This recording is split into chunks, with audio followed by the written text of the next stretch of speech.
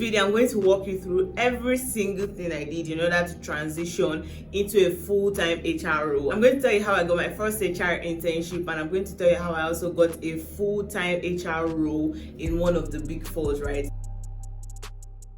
Hello everyone and welcome back to the YouTube channel. I am Rhoda Olabisi. If you're here for the first time, I would need you to smash that subscribe button, okay? It really helps my channel to grow. So today I'm going to talk to you about how I started a career in HR with no degree. So what I mean by no degree is that I did not study anything relevant to human resource management. I studied English and international studies in school. I didn't study industrial relations, business administration, economics, accounting, or anything related to human resource management or anything administrative at all. So sometime in 2019, I decided that I did not see myself doing anything related to the course I was studying in uni, which is okay. But my challenge then was, okay, how do I transition? What do I need to do? How am I going to get hired after university? So this was my thought process, right? So I thought that, okay, once I'm done with school and I apply for an HR role, and someone else who studied human resource management or industrial relations or business administration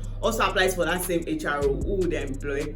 Obviously the person who has studied something relevant to the HR role that we are both applying for. So I started thinking about, what would put me on the same level as someone else who studied something relevant. So I started thinking about, I need to get an internship, I need to take courses, and I just need to develop skills that are relevant to HR. So the first thing I did was to join ISEC, one of the largest youth-run organizations in the world, a non-profit organization, and then I joined the talent management unit, and during this period I was able to develop a lot of relevant skills. I feel like my time in ISEC was definitely very significant in my transitioning journey because I got to work within performance management, learning and development, especially learning and development because I was managing some learning partnerships for Coursera and Data Camp, right? So those two learning partnerships was very pivotal in my transitioning process, right? So stay with me. So I volunteered with ISEC for 2 years and I was still in uni at the time. So when I was done with uni and I was done with ISEC, I thought that, okay, now I do not want to go for NYSC immediately. I wanted to do an HR internship, right?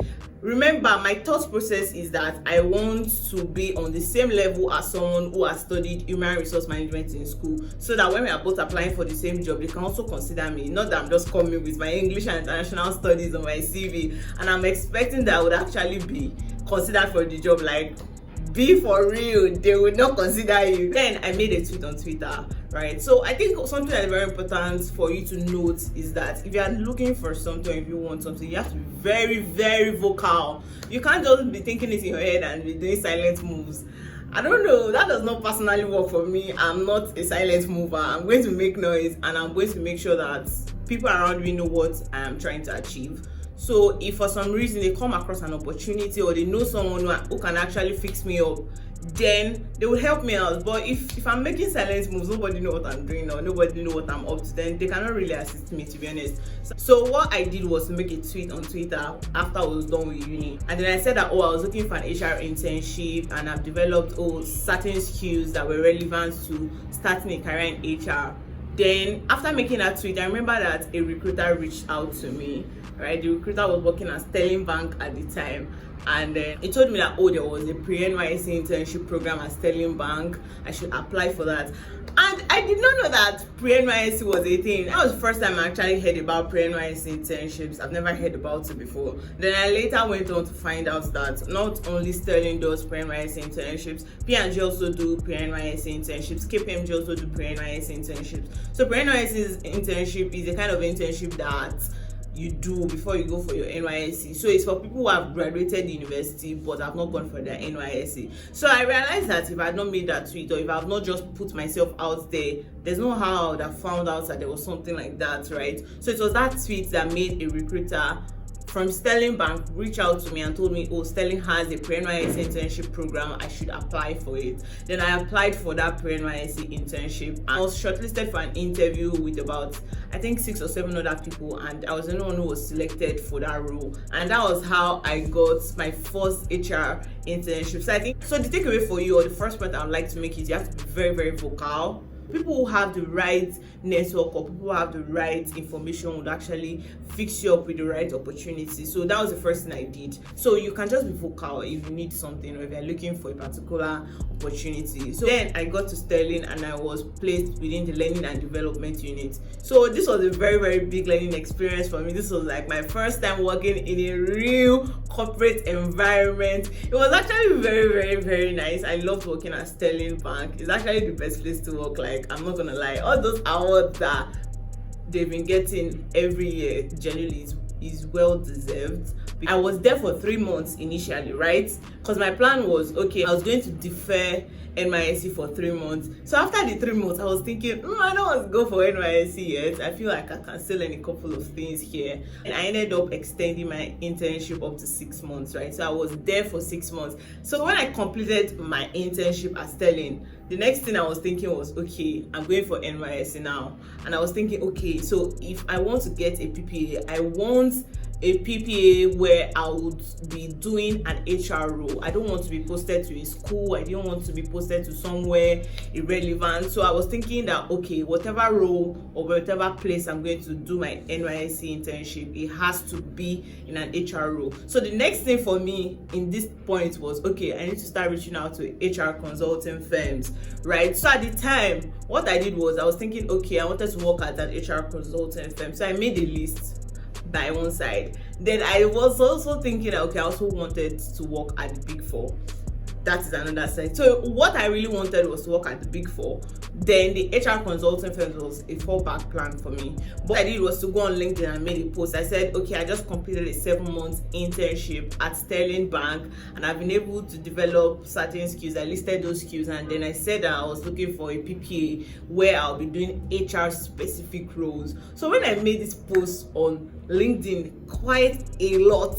When I mean a lot, I mean a lot of recruiters actually came to my DMs to say, okay, send your CV. Some of them said, oh, come for an interview. Some of offering me roles that were not even related to HR. And in that moment, I was like, I want HR. If it's not HR, I don't want it, right? So quite a lot of people actually reached out to me. But funny enough, none of them was what I wanted. Like, I think one of them was from an HR consulting firm that I thought, oh, this is cool. I could actually try this out. So I remember that I accepted one of them's interview invite and then I went for the interview a day before I left for camp. And then I went for the interview and when I got there, I did the interview. When I got there, I was like, I don't see myself working here, to be honest. It was a smaller firm and the thing about me is I don't like small places. I don't like companies where they have like 50 people or less. I don't really like that. I like bigger organizations where there's structure. I love the structure that comes with bigger organizations. I don't want organizations where they'll be micromanaging you or I just didn't want that for myself. But I went for that interview just so I have a backup plan. So I remember having the interview and then they gave me a request letter, right? So a request letter is something you submit in your NYSC camp so that they can post you directly to the company that gave you that request letter, right? So I went to camp with that request letter from that HR consulting firm. So bear in mind, that was not the only thing I did, right? So I had already started reaching out to recruiters in the Big Four on LinkedIn because genuinely I wanted to be at the Big Four, not at those HR consulting firms. So I was already following up with 2 particular firms, right? One of them told me, oh, one of them, I can't even remember now. Now that I think about it, I can't even remember the details, but I know it was very tough. It was very, very tough. Then I remember the camp director was announcing that, oh, if you have a request letter, the deadline to submit is tomorrow. Then I was like, since I've not gotten a request letter from any of the Big Four, I went to print out the request letter I had from the HR consulting firm, right? So I remember I printed it out. Then one day I was just sitting down in camp, or I think I was on Netflix or something. I just got an email with a request letter from one of the Big Four. I was so happy. I was so happy. You see the way I thought the request letter from that consulting firm, I was so happy. So I was able to submit the request letter from the big four, right? So I was posted directly to one of the big fours, and when I got there, I was accepted. So now, before you can be accepted, there's some eligibility criteria that you have to meet. You have to finish the 2-1, you have to have a minimum of 5 credits in your WAEC, and just things like that. And I already had some experience as well. So I already had ISEC volunteer experience for about 2 to 3 years on my CV, and I also had my Sterling Banks internship as well. So now when I got there, I also hit the wall as well.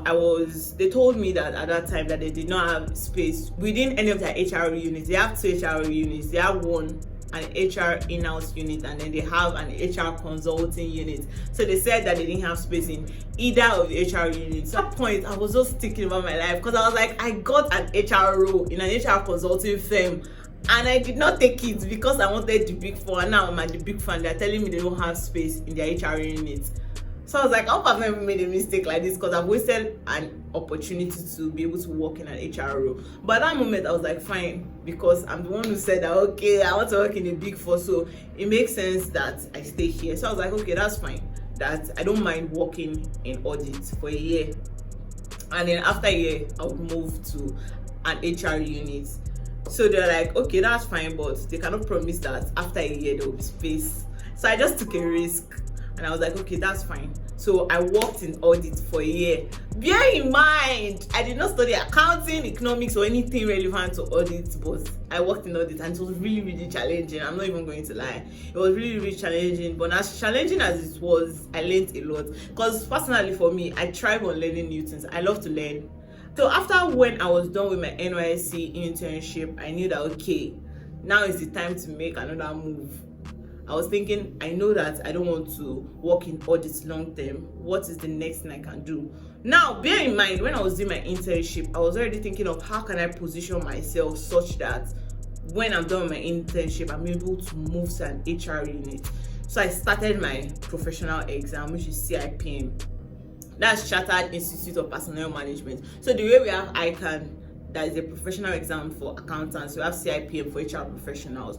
So I started my CIPM professional exams when I started my NYS internship. My thought process behind it was I did not want to be denied the opportunity to move. I want them to have enough reason to think, okay, this girl can actually be moved to an HR specific unit, because I didn't study anything relevant to HR. The only thing I had under my belt was my volunteering experience and my HR internship at Sterling Bank. So I started my CIPM certification. So now I've added something else to my CV, which was already buffing up my CV. So the only thing that was on my CV that was not relevant to HR was my audit experience within the firm, and then my education background, obviously. So there's a recruitment process entirely that you still have to go through in order to be converted into a full staff. So I did my aptitude test and I passed it. Then I was shortlisted for partners interview, and then I did my partners interview and I also passed it as well.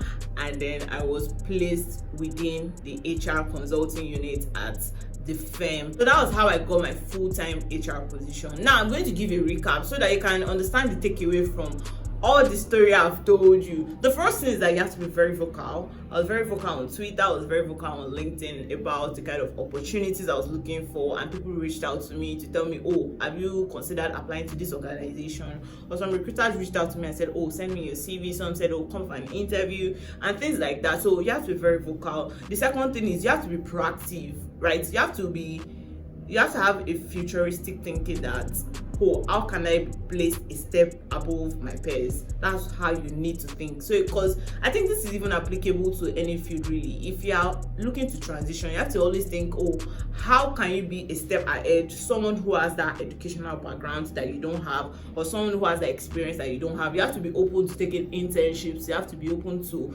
sometimes working for free, even though I know that could be very difficult considering the inflation risk in the country, the cost of living, and all of those things. But you have to be open to internships, especially if you're looking to transition. And that was what really worked for me, because I knew that I had to delay my NYSC just so that I can have relevant experience. So number 3 is take your learning and development very, very seriously. Take it very, very seriously, because this is what is going to put you apart from all of your peers. In short, it's not even going to put you apart. In some organizations, when you realize that it's everybody that has professional qualification here, it will not put you apart. So it's just needful, it's beneficial for you to make sure that you're taking those professional qualifications, right? So to be honest, eventually, I'm not even sure if my CV or my professional qualification was why I was able to move, but I'm sure that was a factor, right? This has brought me to the end of today's video. If you found some value, do not forget to smash that subscribe button and give this video a thumbs up.